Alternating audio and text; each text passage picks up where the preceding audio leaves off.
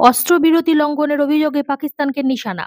শনিবার বিকেলে ভারত এবং পাকিস্তান অস্ত্রবিরতিতে সম্মত হয়, কিন্তু তারপরও পাকিস্তান অস্ত্রবিরতি লঙ্ঘন করে হামলা চালিয়েছে বলে অভিযোগ তুলল ভারত। ভারতের বিদেশ সচিব বিক্রম মিশ্রি শনিবার রাতে সাংবাদিক বৈঠক ডেকে পাকিস্তানের বিরুদ্ধে কড়া বার্তা দেন। তিনি বলেন, গত কয়েক ঘন্টা ধরে অস্ত্রবিরতি লঙ্ঘন করে যাচ্ছে পাকিস্তান। ভারতীয় সেনাও জবাব দিচ্ছে।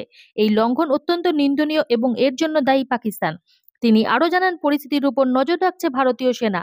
পরিস্থিতির গুরুত্ব বিবেচনা করে পাকিস্তান অস্ত্রবিরতি চুক্তি ভাঙা বন্ধ করবে বলে আশাবাদী ভারত। একই সঙ্গে পাকিস্তানের উদ্দেশ্যে কড়া বার্তাও দিয়ে রাখেন ভারতীয় বিদেশ সচিব।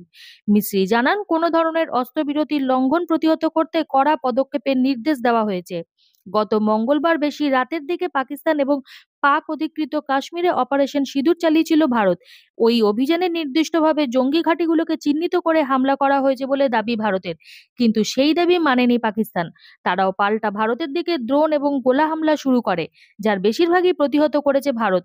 এই সংঘাতের আবহে পরমাণু শক্তিধর দুই রাষ্ট্র শনিবার বিকেলে অস্ত্রবিরতিতে সম্মত হয়। ভারতীয় বিদেশ সচিব বিক্রম মিশ্রি সমাজ মাধ্যমে জানান, শনিবার বিকেল 5টা থেকে অস্ত্রবিরতি কার্যকর হবে এবং দেশেই সর্বধরনের সংঘর্ষ থেকে বিরত থাকার সিদ্ধান্ত নিয়েছে। এরই মধ্যে শনিবার রাতে ফের শ্রীনগর উপত্যকায় বিস্ফোরণের শব্দ পাওয়া যায়। সূত্রের খবর, শ্রীনগরে 3টি বিস্ফোরণের শব্দ শোনা গিয়েছে। কাশ্মীর সেক্টরের উধমপুরেও বিস্ফোরণের শব্দ পাওয়া গিয়েছে। সেখানেও অস্ত্রবিরতি লঙ্ঘন হচ্ছে বলে খবর। জম্মু শহর থেকে প্রায় 50 কিলোমিটার দূরের নওশেরা এবং 15 কিলোমিটার দূরের আখনুরেও গুলি চলেছে বলে খবর। দুই পরমাণু শক্তিধর প্রতিবেশী রাষ্ট্র সংঘাতের পর থেকে সরে আসার সিদ্ধান্ত নেওয়ার কয়েক ঘন্টা যেতে না যেতেই ফের নতুন করে উত্তেজনা ছড়ায়। জম্মু ও কাশ্মীরের শ্রীনগর উপত্যকায় শনিবার রাতে বিস্ফোরণের শব্দ পাওয়া যায়। অস্ত্রবিরতির কি হলো তা নিয়ে প্রশ্ন তোলেন জম্মু ও কাশ্মীরের মুখ্যমন্ত্রী ওমর আবদুল্লাহ। উদ্ভূত পরিস্থিতিতে জম্মু, উধমপুর সহ কেন্দ্রশাসিত অঞ্চলের বেশ কিছু শহরে ব্ল্যাকআউট করা হয়। শুধু কাশ্মীর উপত্যকাতেই নয়, পাকিস্তান সীমান্তবর্তী অন্য রাজ্যগুলিতেও সতর্কতামূলক পদক্ষেপ করা হয় শনিবার রাতে।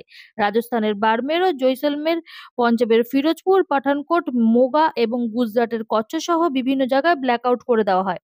এই পরিস্থিতিতে পাকিস্তানকে কড়া বার্তা দিয়ে রাখলো ভারত সরকার। তবে প্রাথমিক প্রতিক্রিয়ায় পাকিস্তানের দাবি, তারা কোনো অস্ত্রবিরতি লঙ্ঘন করেনি। ব্যুরো রিপোর্ট, আমার বাংলা নিউজ।